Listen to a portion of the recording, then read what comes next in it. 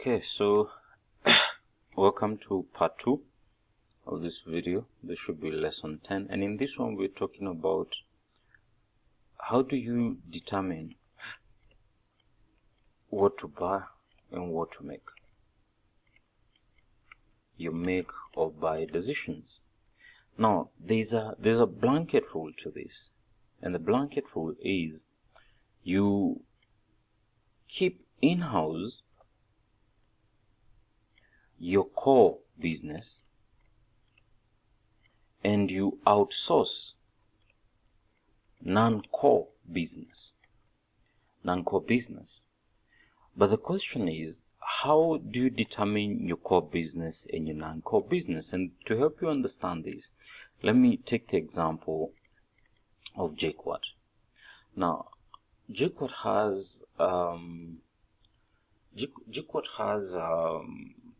a lot of non-core businesses over here, but also it has its core business, and from its vision we are talking about research, training, and innovation.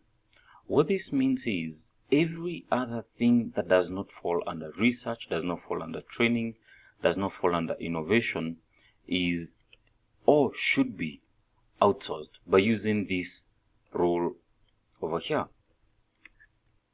But that is not the case. So if JQuat was to apply this rule, then they should outsource their hostels to other people to manage, their cafeteria, their transportation function, and their maintenance function, and their security function. Most of these functions should be outsourced to other people and not kept in-house, yet we do them internally. And this is the reason why I was saying make or buy is not a pure option. It is a balance in between. Here, this is the perfect example of that. So how do you determine the core business and non-core? Another example, you have Airtel India, and Airtel in India decided to outsource their network systems to Ericsson and Nokia. That's their network system, their mast and everything. They also decided to outsource their IT system to IBM. They also decided to outsource their customer service centers or call centers, customer centers, to TMT and another firm called Emphasis. Now, I want you to see the advantages of this. When they outsourced this, they were able to save on costs significantly, and this they had to shed off 800 people or employees in the organization. When they decided to outsource the IT, they saved on wage bill of 200 people, and moving to this, they saved 1,500 seats of contact people. So in total, by doing this, you had 2,500 people over here that were no longer paid by Airtel. But the question is, and this I want you to think about it keenly, is if you outsource your network system, your IT and your contact centers, why do you exist as a telecommunications firm? Because this is what a telecommunications firm is supposed to do, but you have outsourced everything. When a firm does this, we say the firm becomes a hollow firm. When the firm does this, it becomes a hollow firm. And what do I mean by a hollow firm is a firm that has outsourced these non-core functions and also some bits of their core functions to other partners. That's a hollow firm. Another example, Nike does not produce their shoes. Nike does not ship or distribute their shoes. Nike does not manage the shops where you buy the Nikes. So why does Nike exist? If they do not produce the shoes, distribute nor manage the customer end of the supply chain. Where do they exist? Nike only focuses on design and brand management. This is what they consider to be their core function: designing the shoes by giving someone else to produce, distribute, and manage the shops, and also brand management. They are very, very good at this when it comes to brand management. So this is what they have considered to be their core function. So the question now becomes, how do you determine your core functions? And there are two models that you can use.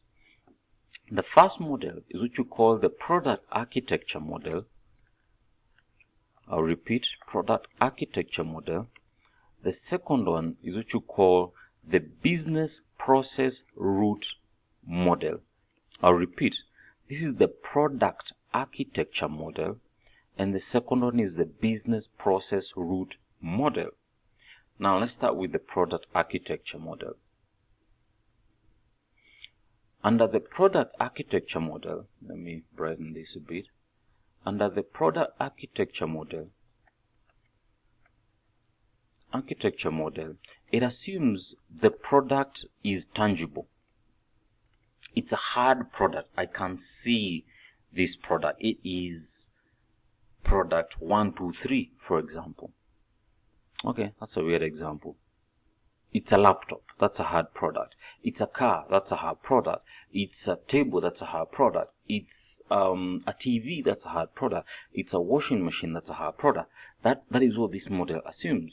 And they say that what you do is you break down all the components of the final product, and you classify each component in two. The first one is the strategic part and non-strategic part. A part is strategic if you make the slightest change to that product, the whole performance of the supply chain changes. That is a strategic part. Let me give you an example. A car is made up of the following. You have the chassis, you have the engine, you have the electronics bit of it, you have the transmission, you have what? Let's stick with that. So, if we are talking about strategic item, remember we said the tiniest changes affect the performance of the farm. That is the focal farm. And focal farm is the farm that holds the whole supply chain together. For example, Airtel is a focal farm, Nike is a focal farm, Toyota is a focal farm. The farm which changes one slight thing in the whole supply chain structure falls. That is the focal farm. So, we go to engine and we say, the car, and we say, if I am Toyota, I am Nissan, I am Lamborghini, I am Mazda. If I'm using the product architecture model, this is how I use it.